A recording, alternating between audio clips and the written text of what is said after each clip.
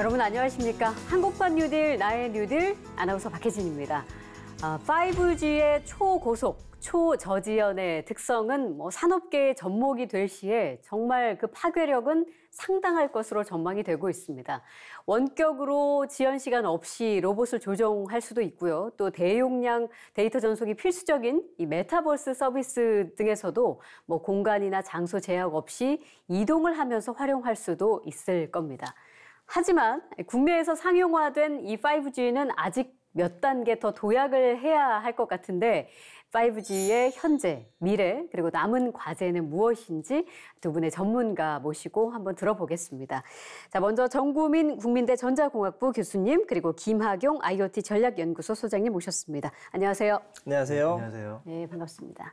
Fifth Generation, 5세대 이동통신이라는 얘기인데요. 우리가 이제 유선전화를 쓰다가 휴대폰을 들고 다니면서 이동하면서 쓸 수 있는 이동통신이 1세대, 2세대, 3세대, 4세대를 거쳐서 5세대가 됐다. 네. 이제 이렇게 좀 볼 수가 있습니다. 5G 같은 경우는 단순히 스마트폰만을 위한 통신 기술이 아니라 다양한 사물들을 위한 통신 기술이기 때문에 네. 그동안은 통신 서비스 하면은 핸드폰 혹은 노트북 정도에서만 이용하는 거였는데 이제는 자동차라든지 기타 다양한 사물들을 이용해서 어떤 통신 서비스를 누릴 수가 있게 됩니다. 네.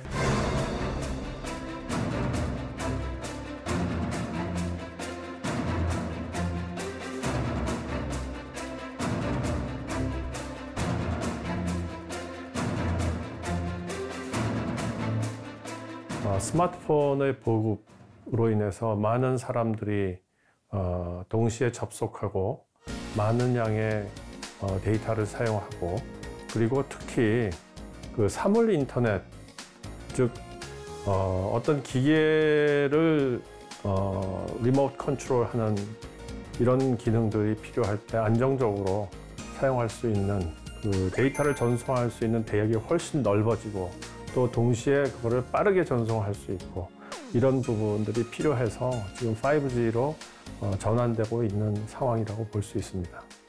앞으로 훨씬 더 개발해야 되고 최근에 나온 얘기로는 메타버스라는 부분을 있지 않습니까? 근데 메타버스라는 부분에 있어서도 아직까지는 그것이 이제 가상의 세계로 존재하고 있고 그 가상의 세계에서 자기 대리인이 뭔가 소비 행위라든지 어떤 경제 행위라든지 사람이 하는 행위를 한다든지 이런 걸 통해서 대리만족을 누리는 거라고 하는데 이런 경우에도 훨씬 더 상당히 빠른 속도로 현실감 있게 진행될 수 있어서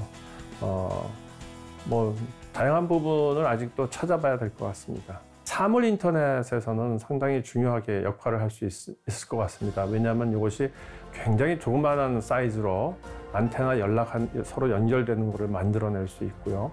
그다음에 자율주행차 같은 경우도 이제 훨씬 더 획기적으로 좋아지게 되고, 그다음에 국방 무기나 이런 데 있어서도 사람이 참여하지 않는 원격 조정을 통해 가지고 무기 체계라든지 이런 것들을 많이 사용할 수 있을 것 같습니다. 이 5G가 우리가 이렇게 그 선도를 한다는 의미는 하나의 그 실제로 사용을 해보고 거기에 맞는 장단점을 파악하고 그다음에 거기에 필요한 시설이라든지 이런 것들을 개선해 나갈 때 하나의 기준을 제공하게 되지 않겠습니까? 그러면 그 기준을 전 세계 다른 나라들 입장에서 나중에 이 5G를 사용하고 싶은 나라들 중에서는 이제 그거를 참고하게 되고 거기에 따라서 한국에 있는 기업이나 거기에 5G에 맞는 어떤 기계나 기기 같은 것들을 많이 만들어서 팔 수가 있게 되겠죠. 그런 의미에서 5G 선도국이 된다는 것은